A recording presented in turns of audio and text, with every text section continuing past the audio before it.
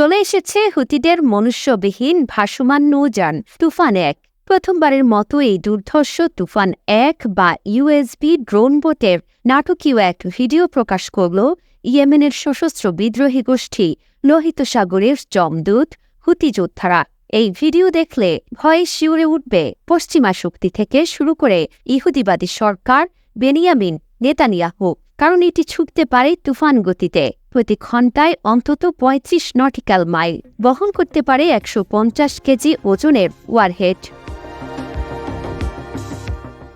ডুবোযানটি ইয়েমেনের ভেতরে স্থির এবং কাছাকাছি চলমান সামুদ্রিক লক্ষ্যবস্তুতে নিমিষেই আঘাত হানতে সক্ষম। এটি এতটাই নিখুঁত এবং উচ্চগতি সম্পন্ন যে যুক্তরাষ্ট্র এবং মার্কিন মিত্রদের দুঃস্বপ্নে পরিণত হয়েছে তুফান-1। সংগঠনটি জানিয়েছে এটি ছোট হলেও ভীষণ চটপটে।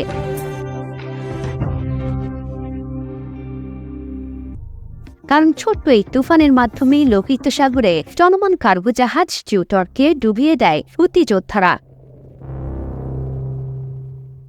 তুফান-1-এর উৎপাদন নিজেরাই করেছে ইয়েমেনের এই সশস্ত্র গোষ্ঠী, যা এখন পশ্চিমাদের কোটি কোটি ডলারের জাহাজ নিমিষেই ডুবিয়ে দিতে সক্ষম। এটি রিমোটের মাধ্যমে নিয়ন্ত্রণ করছে যোদ্ধারা। গত ২০ জুন জিউটরে হামলার নাটকীয় ভিডিও প্রকাশ করেছিল হুতি যোদ্ধারা।